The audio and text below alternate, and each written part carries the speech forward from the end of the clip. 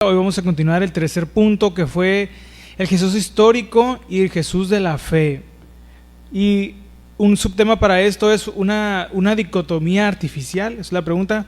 ¿Por qué hago la pregunta de esta manera? Porque habíamos introducido un poquito que había quienes querían separar a Jesús o quieren ver, todavía muchos hoy en día intentan ver a una versión solo de Jesús, al personaje histórico o al que es enseñado y predicado en las iglesias.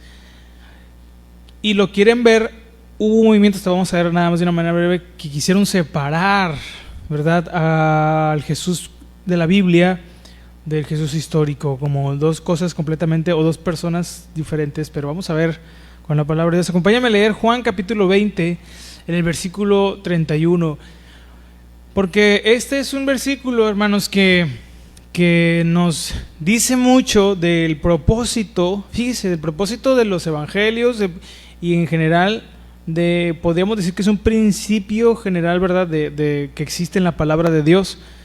Pero específicamente hablando de Jesús, fíjese lo que dice Juan, o lo que escribió Juan, inspirado por el Espíritu Santo. En el capítulo 20, vamos a leer en el versículo 31, fíjese lo que dice ahí. Juan 20, 31.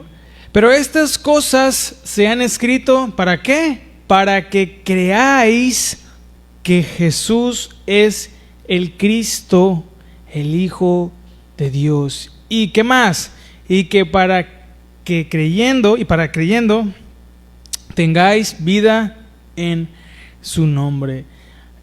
Y ese, hermanos, este es el propósito general, digámoslo de esta manera, de lo que vemos en los evangelios y en lo que se dice, y en todo lo que se dice, y en todo lo que se escribió de nuestro Señor Jesús en el Nuevo Testamento, todo lo que se refiere a Él.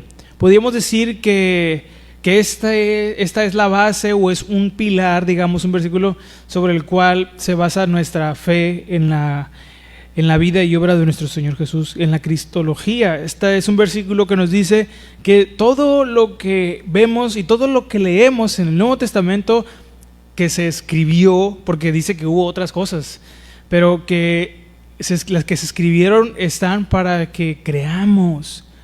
Es obvio que hubo otras cosas que los discípulos hicieron y nuestro Señor Jesús hizo y todo. Hubo obviamente cosas que no se escribieron porque la misma palabra de Dios lo dice, pero lo que está escrito es suficiente para poder creer, para poder conocer su carácter, su naturaleza, para saber y aprender de su vida, de su obra y de todos los aspectos de su carácter. Amén. Entonces este es un lema, por decirlo así, y es un versículo, obviamente es la palabra de Dios diciéndonos, sobre el cual recae también el por qué creemos en nuestro Señor Jesús como el Salvador, y por qué creemos que fue así. ¿Por qué las cosas que se dicen de nuestro Señor Jesús en el Nuevo Testamento están? ¿Por qué están esas? Porque con esas es suficiente para poder creer, y para que una vez creyendo, como dice el versículo, podamos tener esa vida eterna en Él. Ahora, desde el siglo XVIII, varios teólogos liberales, influenciados por el racionalismo y el escepticismo moderno, comenzaron a plantear una supuesta separación entre el Jesús histórico, es decir, ese personaje, ese hombre, ¿verdad?, de carne y hueso que vivió en Galilea, y el Jesús de la fe, la figura adorada y predicada por la iglesia. Según ellos, o muchos de estos teólogos liberales, la iglesia habría idealizado a nuestro Señor Jesús con el tiempo, es decir, que le habrían añadido cosas a la figura. Todavía muchos creen eso, que lo que hoy se sabe de Jesús, de nuestro Señor Jesús, y la imagen que se tiene de Él, es algo que la iglesia se idealizó, es decir, que se hizo una idea demasiado extravagante o impresionante de Jesús, de lo que realmente fue. Pero eso es lo que muchos dicen. Obviamente esto es una mentira, pero muchos tienen esta idea, que con el tiempo pues se creó esta imagen, exagerando sus enseñanzas, exagerando sus milagros y también su identidad divina. Pero todo esto viene de mentes que están gobernadas por el racionalismo, ¿verdad?, que ya dijimos, y el escepticismo moderno. El escepticismo podemos decir que es esta cualidad o esta facultad que alguien puede tener de no ser muy crédulo en todo. ¿Me explico? Es decir, de que cuando le decimos, es que tú eres muy escéptico, es decir, que no cree nada, por decirlo así, en cuanto a lo, hablando en este contexto, en cuanto a lo sobrenatural.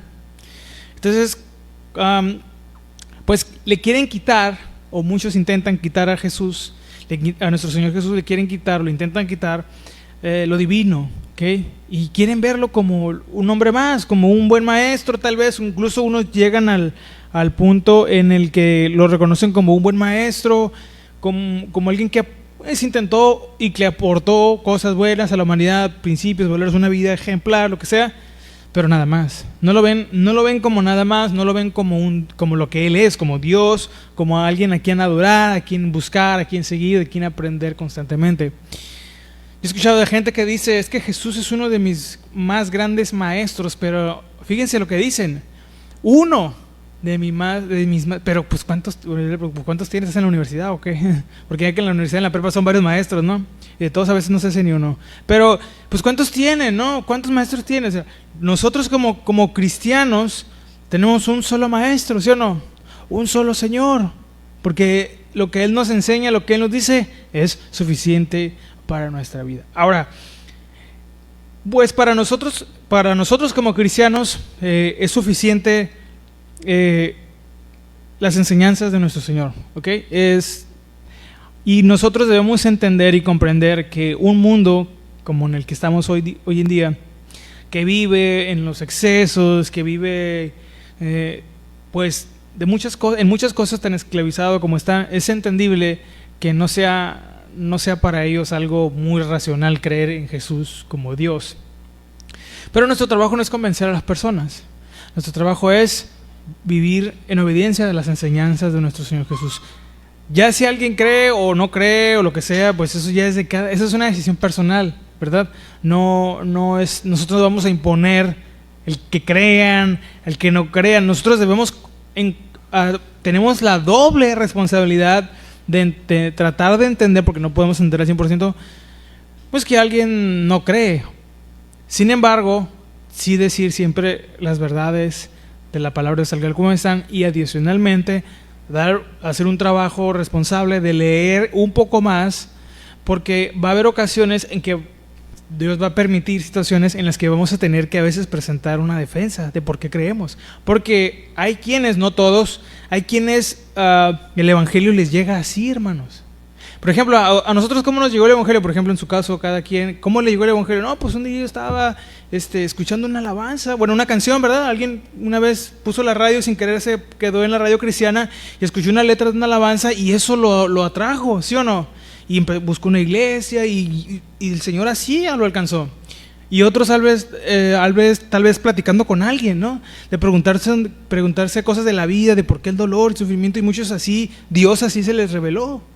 ¿Me explico? Entonces va a haber una ocasión en la que nosotros, tal vez presentando una defensa con todo el amor y la mansedumbre y la guía del Espíritu Santo, explicar por qué creemos, eso puede despertar el interés y captar la atención de alguien y traerlo, y Dios, el Espíritu Santo usa eso que Él pone en nosotros, pues el denuedo y todo, pero también la palabra que está aquí para atraerlos. Entonces, por eso también es muy importante que tengamos esto bien en cuenta, como nosotros como cristianos, que podemos presentar la defensa y que puede haber la ocasión en la que alguien sea atraído a los pies del Señor por esto también. No es la única forma para que luego no queramos solamente querer, no, pues yo nada más estudio así para predicar nada más, pero no viven nada, ¿no? Es una de las formas, ¿verdad? De cómo alguien puede conocer al Señor. En mi caso, pues yo me transporté al tercer cielo, no, pero cada quien tiene su verdad, tienen la manera en cómo Dios los acercó, ¿verdad? Y Dios no está limitado. Entonces nuestra responsabilidad es ser un buen canal, ¿verdad? Que transmita las verdades del Evangelio. Entonces también esto es una buena parte. Entonces, ¿por qué digo esto? Bueno, porque vamos a escuchar muchas veces de gente que por qué no cree en Jesús como Dios, y no, pues yo sé que eso nos molesta. ¿Cuántos les empieza a arder la sangre? Pero hay que controlarnos. Si nos preguntan, bueno, ¿y tú por qué crees? Bueno, entonces ahí, Señor, que no nos gane el espíritu de la carne, y pues ya después explicar por qué creemos, bueno, porque la palabra dice es verdad y porque es verdad. Miren, hermanos, no lo hemos dado exhaustivamente, pero si Dios lo permite, un día lo vamos a tratar de hacer. Esto sería una especie de una bibliología 2. Pero hermanos, hay tanta gente bastante, ¿cómo se dice?, preparada, estudiada, que a lo largo de muchos años se ha dedicado, fíjese esto, a seguir corroborando la veracidad de la palabra de Dios, de la Biblia, creyentes y no creyentes durante muchas generaciones. Hay un consenso en el que hay mucha gente que sigue estudiando, no tanto como una devoción, ¿me explico? Pero académicamente hablando, hay mucho respaldo de por qué la Biblia, la palabra, no lo necesitamos, pero académicamente existe esto, de por qué la Biblia es exacta en lo que dice. No hay por qué dudar del texto, de lo que leemos. Entonces, pero bueno, eso ya se diría en otro. Lo digo porque lo hemos dicho y lo hemos explicado, pero es muy fácil escuchar que alguien diga, es que la Biblia, no, tú no sabes lo que le han hecho, menos ellos, los que dicen eso, menos. Porque es todo lo contrario, hermanos. Ha sido un texto que ha sido revisado por años, por eruditos, por expertos, millones de veces podría decir. Y hoy en día sigue siendo verdad lo que dice el texto. Y cada vez que se encuentran cosas que los arqueólogos que comprueban historias, personajes, lugares que se mencionan en la Biblia, pues cada vez es más peso la verdad de lo que dice la palabra de Dios. Amén. Pero bueno, ¿cuál ha sido el problema con esto de querer separar a Jesús entre un personaje histórico nada más de lo que dice o lo que se predica en la iglesia? Pues que ignora que los primeros en proclamar a Jesús como el Hijo de Dios fueron quienes vivieron con Él, no la gente que vivió después. La fe cristiana, fíjense, no se basó en una tradición oral distorsionada con el tiempo. Como ya dijimos, se basa y se ha basado en testigos oculares que vieron, escucharon y tocaron al Cristo resucitado. El Jesús que predica el perdón, que sana, que reprende, ¿cuántos damos gracias? Que resucita muertos, es el mismo que inspira la adoración en la iglesia. Entonces nuestra fe no es una fe ciega, no es una fe sentimental, porque unos dicen, es que yo no siento creer. Bueno, hemos aprendido que el corazón siente muchas cosas, ¿sí o no? A veces hay días que no sentimos, o siempre sentimos pagar la luz, ¿verdad? No, ¿verdad? Pero ¿qué tenemos que hacer? ¿Pagarla por qué? Va a decir el pastor Shui. Ay, sí, pues, porque luego nos la cortan. Entonces, tenemos que dar eso para pagar. Entonces, sentir, pues, nosotros es muy infantil para una persona ya, un cristiano ya de tiempo, de años, incluso para un adulto, ¿no? Pero yo explicándolo para alguien que es creyente, sí es muy infantil decir, o sea, muy inmaduro decir, es que yo no siento creer, porque entonces de cuidar mucho eso que a veces sentimos o no. Todo lo tenemos que llevar a Dios en oración hasta que tengamos las respuestas, hasta que estemos convencidos de que es Dios que nos está diciendo, ¿no? Y Él se va a encargar de confirmarnos eso. Bueno, entonces nuestra fe está fundada también en hechos históricos como la vida, la muerte y la resurrección de nuestro Señor Jesús. Si Jesús solo fue un gran maestro, no hay, pues ya lo dijimos anteriormente, no tendría un poder para salvarnos. Pero si Jesús es quien dijo ser, el Hijo de Dios, porque eso es, entonces nuestra fe tiene sentido, poder y esperanza. Entonces el Jesús de la fe es el mismo que de la historia. Entonces este es nuestro desafío como creyentes, hermanos. Creer, ¿verdad?, en el Cristo real, presente y vivo, no solo en una figura abstracta y religiosa. Para muchos Jesús solo es eso, una figura religiosa, pero no lo es. Entonces vamos a ver cuáles fueron los movimientos que intentaron o que impulsaron esta separación, porque en algunos casos sí se dio de querer ver a Jesús de dos formas, ¿verdad? Como un personaje histórico y como una figura religiosa, nada más, o como un personaje mitológico, ¿no? Como los de los mitos griegos. Pero ¿cuáles fueron estos movimientos? Miren, el primer movimiento del que se sabe que intentó separar o ver a Jesús, ¿verdad?, como un personaje histórico solamente separado de lo que se enseña en la Biblia, fue la Ilustración. Este fue un movimiento en el que se dio en el siglo XVIII, ¿verdad? La Ilustración, luego puedes leer un poco más, pero voy a explicar de manera general qué fue aquí. Un movimiento filosófico que exaltó la razón humana, fíjense bien esto, la razón humana como autoridad suprema sobre la fe, sobre la tradición y sobre la revelación. Tristemente, esto es el producto del mal papel, por decirlo así, o el mal ejemplo, o los malos testimonios, o el mal testimonio en general de la iglesia. Ahora, no es la justificación, no es la justificación suprema, ¿no? Pero pues por eso lo entendemos, porque todos fallamos, pero tristemente, hermanos, nosotros como la iglesia, como cristianos, nunca se nos debe olvidar cuando decimos que somos cristianos, verdaderamente cargamos con 2 milenios de responsabilidad, de demostrar que verdaderamente Dios existe. Nada, pues soy cristiano. Muchos dicen soy cristiano como decir, pues le voy a la América, pues ¿qué nos van a hacer? Pues nos van a linchar, ¿sí o no? Pues ser cristianos, y por ser americanistas menos, ¿no? Pero, pues algunos nos ven así, ¿no?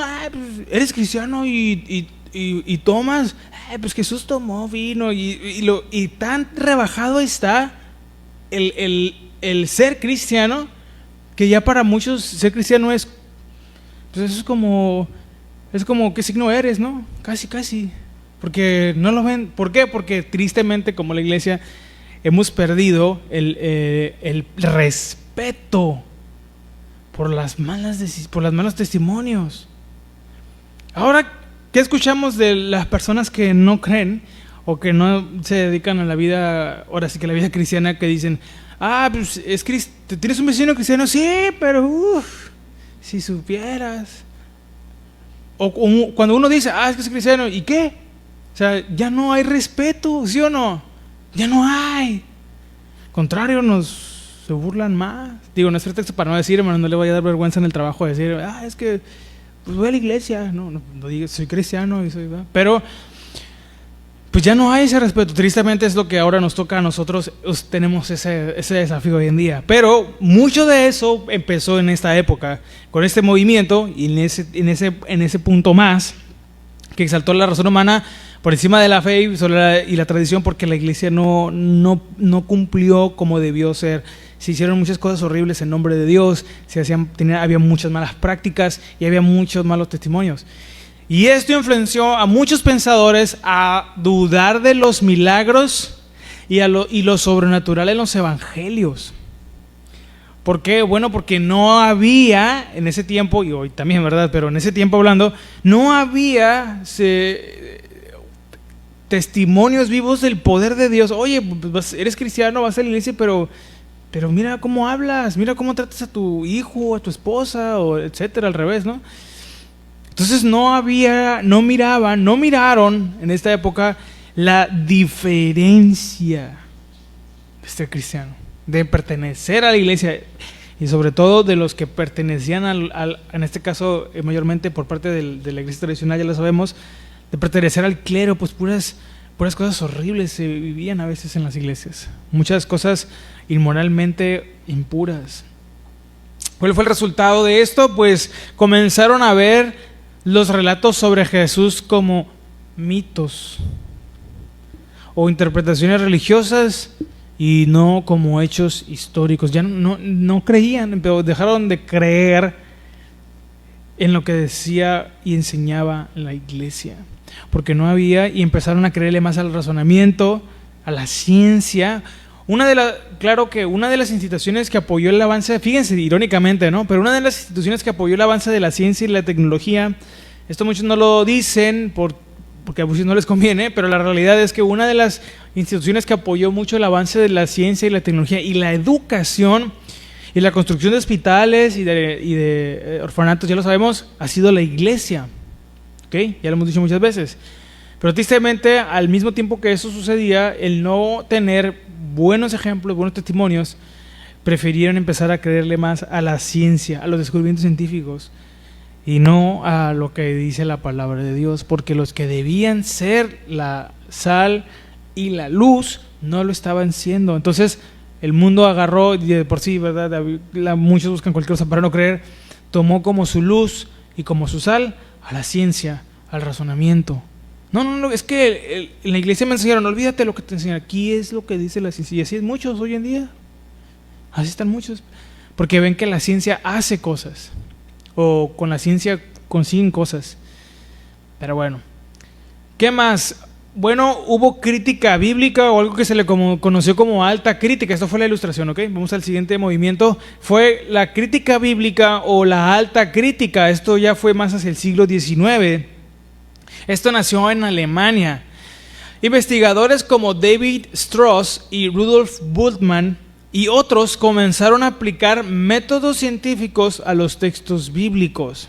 Por ejemplo, este hombre llamado David Strauss, por allá del año de 1835, publicó un libro o una obra llamada La vida de Jesús, donde argumentó que los relatos de milagros eran mitos teológicos y no hechos reales. Si pudiéramos dar una calificación del 1 al 10, por ejemplo, del 1 al 10, ¿en cuánto creen o cuánto cree la gente hoy en día en los milagros? Muchos no creen, ¿verdad? No, pues no. ¿Por qué? Pues eso es producto de que tanto avance científico, no tantas cosas. Ahora, Dios no está peleado con la ciencia, Dios no está peleado con el conocimiento y nada. El problema es que muchos prefieren creer en eso que creer y confiar en Dios. ¿Y Dios tiene el poder de sanar? Claro que sí. Pero no, eso no nos da, porque ya lo hemos aprendido aquí, eso no nos da el derecho o de ser negligentes. ¿Dios nos puede sanar de una enfermedad? Claro que sí, pero a ver, ¿eso es motivo para yo no cuidarme? Pues no. Eso es motivo para hacer lo que quiera, comer, que al cabo, pues lo que importa es el alma, hermano, y vámonos, ¿verdad?, a las garnachas. Eso no es fe. ¿Eso qué es? Eso es otra cosa, hermano. No sé qué libro están leyendo, pero la Biblia no nos enseña eso. Eso no es fe. Entonces, ¿sí me explico? Ahora, eso es un ejemplo, pero este mismo principio se puede ver en otras áreas de la vida, en otros aspectos. Bueno, pues como Dios ve el corazón, pues, y como nada más Él lo ve, pues, ¿qué importa lo que haga? Y Dios me conoce. Bueno, esas frases de que Dios ve mi corazón y que Dios me conoce, hermanos, no nos deberían de causar alivio en el sentido de que podemos hacer lo que queramos, sino temor, porque Dios es el creador del universo. O sea, si en un instante con su voz trajo todo a la existencia, ¿qué nos puede hacer a nosotros si somos constantemente rebeldes y desafiantes a todo lo que Él es? No, pues viene la disciplina, ¿no? Y la aflicción de la disciplina, ¿se acuerdan? Entonces, pues no, tristemente esto se ve mucho. Pero este hombre publicó este libro, pues ya demasiado contaminado por todo lo que pasaba y con toda aparte de su mentalidad, pues que llegó a la conclusión que los milagros solo eran mitos, realmente nunca sucedieron. Y pues no puede pasar que Dios sane, que Jesús o que alguien recupere la vista, y pues es la conclusión en la que él llegó. Tal vez él nunca vio el milagro, o si lo vio, le intentó buscar una explicación científica o lógica, ¿no? Porque se cerró, y mucha gente se cierra. O el otro hombre de apellido Bultmann que mencionó, promovió la desmitologización, eliminar todo elemento sobrenatural de los textos para descubrir, fíjense lo que él decía, al Jesús real detrás del Jesús de la fe. Porque pues creía que todo estaba cubierto de historias mitológicas o de tipo mágicas, ¿no? De que, pues eso de que caminó sobre el agua. Entonces ya lo miraban como historias, ¿verdad? Que no fueron así. ¿Por qué? Pues por lo mismo. Porque la iglesia no estaba cumpliendo, y al no ver lo que se debería ver en la iglesia, llegaron a la conclusión de que todos esos solo eran inventos y cuentos de la iglesia y no hechos reales. Estos movimientos, ¿verdad?, resumiendo, lo que querían era reconstruir al Jesús histórico, eliminando lo que parecería teología, fe o milagros. Es decir, quitaron toda esa parte, lo quitaron o le intentaron quitar la parte sobrenatural para ver a un hombre normal, común, y corriente. Y así es como muchos ven o intentan ver a Jesús. ¿Qué más? Bueno, hubo búsquedas del Jesús histórico. Esto se ve en los siglos XIX y al XXI, hasta hoy en día. Se han hecho, podemos decir o podemos mencionar que se han hecho 3 grandes intentos académicos para encontrar al Jesús histórico. ¿A qué me refiero con esto? Bueno, a ver a Jesús o a encontrar las pruebas para demostrar que por lo menos históricamente existió, independientemente de si creen o no creen los que investigan en los milagros. Pero se intentó, ¿por qué? Porque bueno, al ser nuestro Señor Jesús el personaje central de nuestra fe y del Nuevo Testamento, bueno, ¿y qué tal? Alguien una vez se preguntó, ¿y qué tal si Jesús nunca existió? Bueno, y es en donde se empieza a escarbar y estudiar, pero sorpresa, cada vez es más. Hoy en día, por lo menos ya lo hemos dicho, está bastante claro que Jesús verdaderamente, no lo necesitamos nosotros, ¿verdad? En ese sentido, pero para los académicos se lleva una sorpresa de que nuestro Señor Jesús verdaderamente existió, no es un invento, pues, de la iglesia. Ahora, ¿cuál fue la primera búsqueda? Bueno, se dice, se cree y se entiende que esto fue del año 1800 hasta los 1900, hasta el año 1900, en estos 100 años, en este lapso de aproximadamente 100 años, buscaban un Jesús puramente ético, moral, sin milagros ni divinidad. Es lo que buscaban en esa época. Intentaban ver a Jesús como un maestro nada más, y todavía, ¿no? Pero esta fue la primera gran búsqueda de entender que Jesús para ellos solamente, pues tal vez solo era un hombre sin la magia de los milagros, ¿no? Como pudieron llegar a decir. Pero eso fue lo que intentaron hacer en esa época. Después viene la segunda búsqueda o gran búsqueda, que esto fue a mediados del siglo XX, o sea, del siglo pasado, que intentaron reconocer lo auténtico, digámoslo de esta forma, del mensaje de Jesús usando criterios históricos, por ejemplo, la múltiple atestiguación. Todas estas búsquedas intentaron ver a Jesús separado, ¿no? Pero se dieron cuenta que sí existió, intentaron encontrar algo incongruente en la persona, en la vida, pero al final todos llegan a la conclusión de que verdaderamente Él existió. Simplemente pues ya es de cada quien el creer si realmente hizo lo que Él hizo. Nosotros creemos que verdaderamente Él hizo lo que Él hizo, lo que dice la Biblia, pero otros prefieren no creerlo. Y la tercera gran búsqueda fue a finales del siglo XX y todavía existe hasta hoy. Esto incluye más contexto de judío del siglo I, pero todavía para muchos hay escepticismo sobre la vida y obra de nuestro Señor Jesús. Ahora se intenta entender a Jesús desde el contexto judío del siglo I, ¿okay? Cómo era la vida de una persona judía en el siglo I.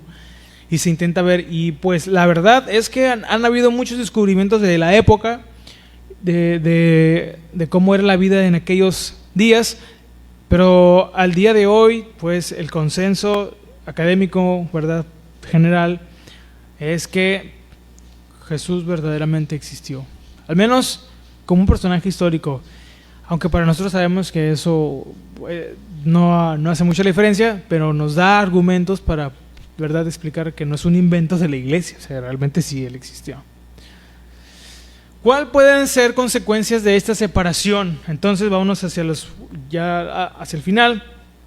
Pues bueno, estas son consecuencias de intentar separar a lo largo de la historia de los años, ¿verdad?, a Jesús, al Jesús de la Biblia con un personaje, como un personaje solamente histórico. Bueno, pues pérdida de la autoridad de los evangelios. Vienen muchos cristianos que se decían ser cristianos, comenzaron a dudar de la veracidad de los relatos evangélicos. Hermanos, una de las cosas que más contamina la fe y que la puede casi, no diría que apagar, porque no pudiera decirlo de esa manera, pero es la duda. ¿Sabe qué fue lo que originó la desobediencia en el Edén? La duda. Porque la serpiente le dijo a Eva, así que Dios les dijo, lo estoy parafraseando, que no podían comer de ese fruto y que iban a morir, lo que ya saben, ¿no? La Biblia no dice cuánto tiempo pasó desde que Satanás le dijo eso a Eva. Lo que sí es cierto es que sembró en ella la duda. Y con el tiempo, mirando el fruto, ¿verdad?, que se miraba bien, y recordando las palabras de la serpiente, empezó a dudar. ¿Y qué tal si Dios me mintió? ¿Y qué tal si sí es como dice la serpiente? Y ahí se quedó hasta que esa semilla de la duda dio su fruto. ¿Y qué fue lo que pasó? Pues desobedeció. Entonces, pues ya sabemos del resto de la historia. Algo que va a detener y casi que apagar nuestro crecimiento, hermanos, como cristianos, es la duda. Cuando empezamos a dudar de Dios y de su palabra, créeme que eso no viene de Dios. Todo aquello que nos lleve a dudar, a cuestionar a Dios y a su palabra y todo lo que Él hace, eso no viene de Dios. Y algunos no van a creer, no, pero pues es que los hombres se equivocan, eso es aparte, pues todos nos equivocamos, ¿sí o no? Yo me equivoco cada rato, aquí tocando cada rato me equivoco. Pero Dios no se equivoca. Él no. En Él y en su palabra es quien debemos confiar y en quien debemos creer. Pero ¿por qué Dios hace las cosas así? ¿Por qué no las hace diferente? Dios sabe cómo hacer las cosas. Me voy a quedar, como decía mi abuelito, para vestir santos, queriendo ganarle a Dios, hermanos. Dios, ¿por qué no haces las cosas así? ¿Pero por qué no le cambias? Ahí me voy a quedar, hermanos. Porque Dios es el mismo. Pero bueno, cuando rendimos esa parte de nosotros, ¿verdad?, es cuando empezamos a ver obrar a Dios en nuestras vidas. Pero bueno, la Biblia se vio entonces, muchos quisieron empezar a hablar de los evangelios, de los relatos de los evangelios, y la Biblia se vio como un libro de inspiración moral nada más, y no como la palabra de Dios basada en hechos. Entonces ya la Biblia no se tomó en serio en algunos casos, y en algunas, hay muchas historias, aquí nos pudiéramos, ahora sí que amanecer, pero hay muchos ejemplos a nivel histórico de cómo cuando la Biblia se dejó de tomar en serio la palabra de Dios, pues la gente hizo cosas y ha hecho cosas horribles, ¿no? En la época del oscurantismo, ya lo sabemos, cuando se cerró la Biblia, es decir, cuando empezaron a hacer lo que se les ocurría y no lo que la Biblia enseñaba, sucedieron cosas horribles dentro de las iglesias. Pasaban cosas horribles, cosas que uno no esperaría que deberían suceder dentro de una iglesia. ¿Pero por qué? Porque se dejó de respetar a la palabra de Dios, no se le dio el lugar que debería y a Dios no se le respetó como se debería. Hablando de la iglesia, no se diga los que viven sin Cristo. Ahora, Cristo reducido a un maestro, esta fue otra consecuencia de querer separar, ¿verdad?, a Jesús de la Biblia con el Jesús histórico. Cristo reducido a un maestro ético o símbolo religioso. Para algunos teólogos liberales, Jesús se volvió solo un ejemplo de amor o un líder social, pero no el Hijo de Dios encarnado, no el Salvador del mundo, no Dios mismo. Y se niega su divinidad, y se niega sus milagros, y su resurrección, y su papel de redentor. Al tratar de ver a Jesús de esta manera, pues le quitan o le intentan quitar la divinidad, y no se le respeta como se debería. Pero esto sucede, por eso tengamos mucho cuidado cuando vayamos a leer un libro, si a usted le gusta estudiar y todo, quién es el autor, quién es el escritor del libro y el contenido. No toda lo que se dice teología es teología. ¿Me explico? Por eso también tenemos, incluso para eso, tenemos que orar de que si vamos a leer con un libro de teología y tal, pues tener cuidado de lo que se dice ahí, porque para muchos teólogos es fácil decir cosas de Dios, hermanos, a veces como si Dios fuera un objeto. Pero tenemos que tener mucho cuidado con esas afirmaciones, porque luego eso puede estar rayando casi que en la herejía. ¿Okay? Cuidado mucho de lo que leemos a veces, porque muchos es fácil decir algo, y ahí andan muchos publicando en sus páginas todo, ¿verdad?, que están los autores. Mejor publiquen versículos de la Biblia, ¿verdad? Pues el mejor autor, ¿quién es? El mejor escritor, ¿quién es? El mejor maestro, ¿quién es? ¿No? Ahora, hermano, si la otra vez subí una frase del me voy a ir al infierno, no, pues yo estoy haciendo eso. Simplemente que creo yo que pues es mejor aprender de la palabra. Mejor que publique nada, ya mejor vívalo, ¿verdad? Mejor hay que vivirlo. ¿Por qué? Porque luego de repente sí, para muchos se convierte en un ídolo, ¿no? El escritor me voy a que me firmen el libro, pues Gloria a Dios, ¿verdad? Pero bueno, allá que te firme el pase a la entrada también en el cielo, a ver si... Pero bueno, entonces, cuidar mucho eso, ¿no? Porque muchos teólogos llegan a ser muy liberales en lo que se dice y tristemente, pues, eso es una de las consecuencias de no ver a Jesús como lo que Él es, Dios. ¿Y qué más? Otra consecuencia, pues la fe desvinculada de la historia. Se desarrolló, fíjense, una fe subjetiva basada en sentimientos, en experiencias o símbolos, pero sin un fundamento histórico. ¿Qué es lo que ha ocasionado esto? A su vez, pues esto ha alimentado corrientes como un cristianismo más liberal. Tristemente, hermanos, hoy lo que decíamos al principio, ser cristiano ya no es un sinónimo de ser respetado, ¿sí o no? La mayoría de hay gente que todavía respeta, pero la mayoría eres cristiano, ay, pues, ¿y qué quieres que te baile o qué? O sea, entonces ya no hay ese respeto para la iglesia, ¿sí explico? Ni para Dios. Y bueno, los cristianos son los que menos se dan a respetar a veces. Como me ha tocado ver, tristemente, hay que estar orando por nuestra juventud, pero en algunas iglesias lo que se les permite a los jóvenes, o lo que se les dice a los jóvenes, o lo que se les enseña a los jóvenes. Yo puedo entender, creo que todos hoy tratamos de entender que detrás de todo lo que se intenta hacer, hablando específicamente con ellos, es con una buena intención, ¿sí o no? Pero es para que no se sientan tan abrumados, tan atrapados en la iglesia y a veces, pero hermanos, ahí es donde perdemos, o lo digo en ese sentido, ¿no? Pues ¿quién es el pastor de la iglesia? ¿El Señor? ¿Qué acaso no nos puede decir cómo instruir a nuestros jóvenes? ¿Qué acaso no puede decir cómo guiar e instruir a nuestros hijos? Pero a veces nos creemos más sabios que Dios, ¿verdad? Y ahí estamos, ¿no? No, y esto y lo otro. Ay, no hay que ser tan duros, es que están jóvenes. Pues porque están jóvenes. No solo hay que darles el martillo, ¿verdad? Acuérdense que Dios tiene 2 instrumentos para guiarnos, ¿se acuerdan? Como el pastor. ¿Cuáles son? La vara y el cayado. Y hay papás que nomás traen la vara. Pero hermanos, el pastor usa la vara y el cayado. La vara es para cuando ya de plano, ¿verdad? Somos bien espirituercas, ¿no? Que nos tiene que apretar. Pero, y el cayado es para nada más. Está saliendo, mira, ¿no? Con sabiduría. Entonces, uno hay que orar para tener ese equilibrio en saber usar la palabra de Dios. Los dos, la vara y el cayado, son símbolos de la palabra de Dios. Cuándo usar la vara y cuándo usar el cayado. No siempre es la pura vara, hermano, ¿no? Mejor pégase usted. Antes de dar el barazo, primero pégaselo usted a ver si es cierto que...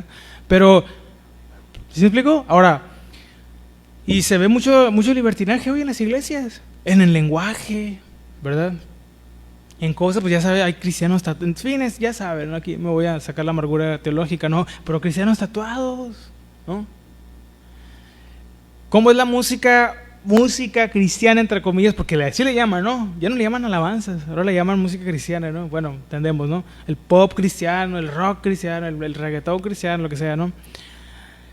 Entre comillas, ¿no? ¿Cómo es? O sea, le truquean al mundo sus cosas para entretener al pueblo, pues no.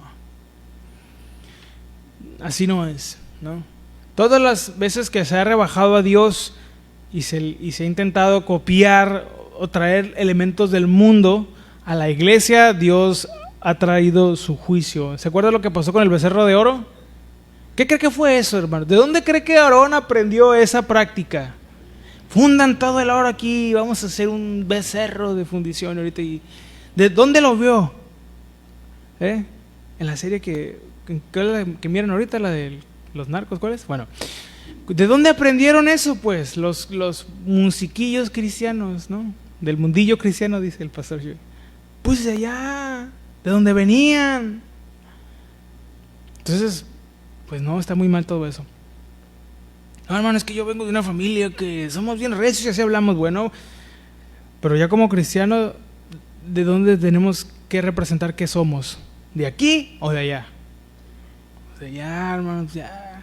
No, es que yo soy de Nabolato, hermano. Bueno, pues eras. Ahora es de Cristo, ¿sí o no? No, es que yo soy de la Robledo. Eras. Ahora es de Cristo, ¿eh? Por eso no vienen los jueves, ¿verdad? Bueno, ¿qué más? Pues ya para acelerar un poquito, Pues teología posmoderna, contaminada con ideas modernas, ¿no? Que no hay que ser tan cuadrados, que la disciplina, y que, bueno, pues todo eso se ha metido. Religión sin doctrina. A ver, aquí hay una pregunta, a ver si es cierto que son bien teólogos, hermanos. A ver, ¿la religión es mala? ¿Qué dice el público? Dicen, ¿la religión es mala? ¿Sí o también? Pues no, la religión es mala. ¿Qué es lo malo? El religiosismo, el legalismo, el verdadero legalismo, no el que la gente dice que es legalismo, ¿no? Porque venir a la iglesia para muchos es legalista. Ay, ¿a poco tengo que ir todos los domingos a la iglesia? Legalista. Bueno, hermano, pues mejor si quieres decir que te quieres ver el partido del Necaxa, pues dilo, hermano, pues ya. Pero pues es un legalismo, ¿no? Ahora, la religión no es mala. ¿Sabe que la palabra religión viene de religare, de ligar, de conectar con Dios? Son las acciones, ya parafraseado y aplicado, que nos conectan con Dios y nos muestran como lo que debemos ser, sus representantes. Por eso la Biblia dice cuál es la verdadera religión, la que es sin mancha, y bueno, todas esas acciones que nos ligan a Dios, que nos hacen ver como lo que debemos ser. Entonces hoy hay religión sin doctrina. ¿Qué significa eso? Jesús como un símbolo, pero sin un compromiso con su señorío real. Ah, ¿tú crees en Dios? ¿Tú crees en Jesús? Sí, Jesús, el Salvador, ok, pues claro, y hasta le brincan, ¿no? Y al rato pues ahí andan todos borrachos, drogados, fumando. ¿No que creen en Jesús? Yo creo en Jesús, y todos ahí.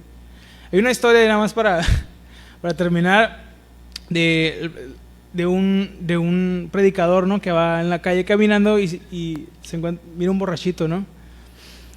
Y le dice el borrachito, predicador, le dice, usted me convirtió, le dice. Y se le cae el predicador así como que, sí, todo convertido en alcohol, yo creo, el amigo ¿no? Usted me convirtió. Y le dice el predicador, sí, en efecto, yo te convertí, porque si Cristo te hubiera convertido, no estuvieras así. Qué tremendo, ¿no? Y a veces le echamos la culpa al pastor, ay, no crezco por su culpa, pastor, ¿verdad?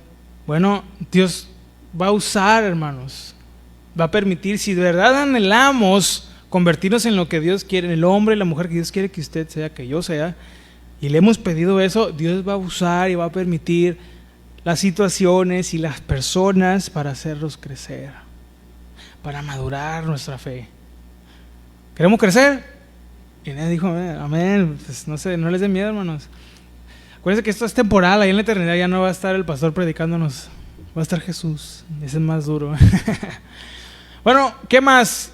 Última cosa, debilitamiento pastoral y espiritual. Miren, las iglesias influenciadas por esta visión muchas veces perdieron la vitalidad espiritual, pues su fe se basa más en ideas que en la persona viva de Jesús. Ahí les andan completando con libros a la Biblia y el libro de Johnny, voy a la iglesia, ¿no? O sea, y ahí están completándole a la Biblia, queriéndole complementar. Es que hay que complementar la palabra. La palabra de Dios es completa. Ahora, no es un pecado mortal, hermano, no, ¿verdad? No se me asuste si usted lee un libro, ¿verdad? Hay libros buenos que nos ayuden, porque hay aplicaciones que pues a nosotros no nos alcanzan, no lo sabemos todo, ¿sí o no? Y podemos aprender buenas lecciones de otros, pero no es un reemplazo de la lectura devocional. ¿De dónde cree que salen esos principios o esos puntos que ponen o escriben en los libros? Bueno, yo quiero pensar, ¿verdad?, que la mayoría es de la palabra de Dios. Obviamente los que no, pues hay que desecharlos. Pero la fuente primordial es la palabra de Dios. Y tristemente, muchos pierden esa visión.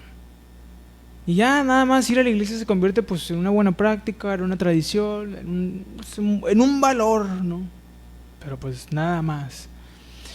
Las predicaciones se vuelven humanistas, centradas en el bienestar o en la ética social, sin un llamado al arrepentimiento y a la fe en Cristo como Señor y Salvador. Yo le quiero platicar algo, aquí no es el podcast del hermano Chuy, ¿verdad? Pero fíjese, en una iglesia donde el Señor nos rescató, dice el pastor, donde estábamos antes, pocas veces, y lo digo con tristeza, vergüenza, agradecidos por lo que, ¿verdad?, que Dios allí empezó a hacer algo. Pero pocas veces, al menos en lo personal, yo le digo, recibí un mensaje que me confrontó, que me hizo ver el pecado que había en mí. Sí me tumbaron como 3 veces, ¿no? Y el dinero también.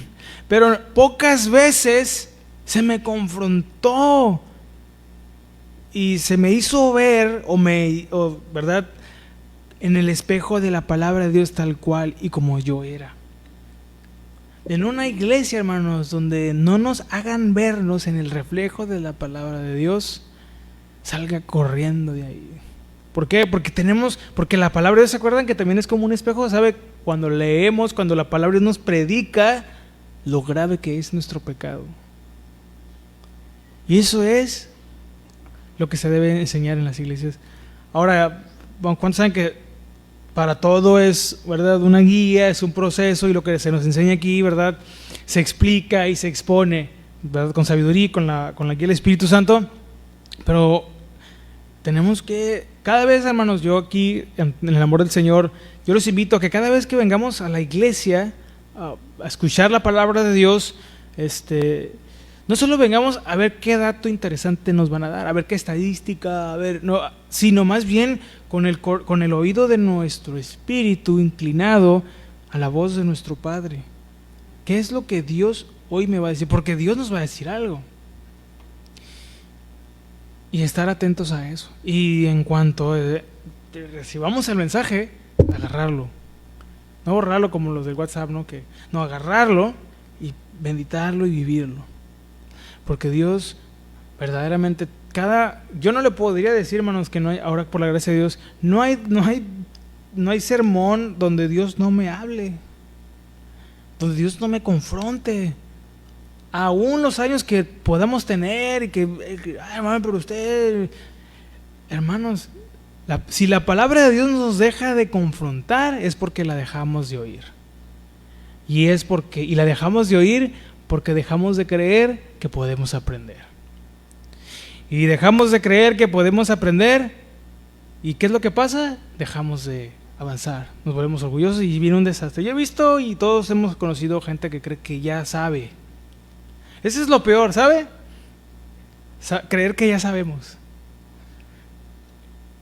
Eso es muy peligroso.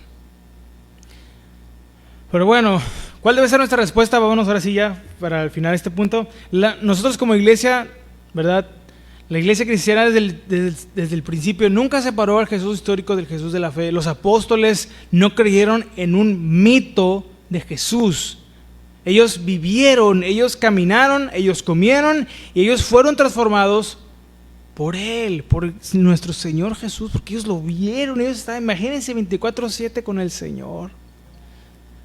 A ver, ¿cómo nos sentiríamos saber que tenemos al Creador del universo, que no le podemos mentir? Vamos a la iglesia, ahí a Jesús en la... pues vamos, Señor. ¿Cómo le vamos a decir que no, verdad? Sí, ahí está. ¿Se acuerdan de lo que nos dijeron el domingo? Si supiéramos que Jesús va a estar aquí en persona, en carne y hueso, ¿lo dejaríamos plantado? Pero bueno, muchos sí, ¿verdad? Sí lo dejamos. Ahora, la fe cristiana entonces es una respuesta real a una persona real que actuó en la historia. No es un invento. Acompáñenme a leer ya para cerrar. Segunda de Pedro, y con eso termino ya, ahora sí lo prometo al Señor. Segunda de Pedro, capítulo 1, versículo 16. Fíjense lo que dice ahí. Segunda de Pedro, capítulo 1, versículo 16. Dice: porque no os hemos dado a conocer el poder y la venida de nuestro Señor Jesucristo siguiendo, ¿qué? Fábulas artificiosas, sino como habiendo visto con nuestros propios ojos su majestad. No estaban mintiendo y no mintieron lo que ellos predicaron. ¿Y sabe dónde nos podemos dar cuenta que no mintieron? En que dieron hasta su último aliento por todo lo que recibieron de nuestro Señor Jesús. Esa es la diferencia de un cristiano verdadero, de un discípulo verdadero a un camarada de Jesús, ¿verdad? Que el discípulo se entrega en obediencia, en cuerpo y alma hasta el fin. No importa lo que eso conlleve, hermanos. Jesús lo vale. ¿Usted cree que Jesús lo vale? Entonces, hasta aquí vamos a dejar. Si Dios permite, la próxima vez que nos toque Cristología vamos a hablar de los evangelios. ¿Es historia o teología? ¿Usted qué cree? Ahí se lo dejo de tarea. Porque ahorita pues ya no alcanzamos. ¿O tienen otras 2 horas para El Salvador de nuestra eternidad? Sí, bueno. Ahora ya no, porque hay que cumplir, porque también hay que, servimos a un Dios de orden, ¿no saben eso? Entonces, por la siguiente ocasión vamos a ver esa parte, ¿ok? Ahora vamos a orar para entregar este tiempo y si el Señor lo permite, pues nos vemos aquí el sábado, amén. Sábado hay enseñanza para matrimonio, ¿se acuerdan? Hay que estar orando por la palabra, que el Señor haga su obra en nuestras familias, amén. Oremos. Padre, damos gracias en esta hermosa noche ya por tu amor, tu misericordia, por tu palabra, porque tu palabra es fiel y verdadera, Señor. Tú nunca nos dejas, tú nunca nos abandonas, Señor. ¿Cómo podemos dudar de ti y negar tu amor y tu misericordia? Tú no eres un invento de los hombres, tú no eres un invento de la iglesia. Tú eres el Dios vivo y verdadero. Y tú eres nuestro Salvador, Señor Jesús. Ayúdanos a cada día a vivir recordando que tú eres real en todos los sentidos, en todos los aspectos, y que te debemos toda nuestra eternidad. Y que no hay nada más que podamos exigirte, no existe nada que podamos reclamarte, y que realmente no hay lugar para las quejas, aunque tal vez a veces hemos creído que sí. La realidad es que no, Señor. Ayúdanos a vivir cada día enamorados de ti, de todo lo que tú eres, y entregarnos completamente en cuerpo y alma. Te pedimos que nos lleves con bien a nuestros hogares, a nuestras casas, guarda nuestro camino de regreso, Señor, guarda nuestros vehículos, nuestra salud, y ayúdanos a llegar con bien, Señor. Te lo pedimos en el nombre de Jesús, y todos juntos decimos, amén.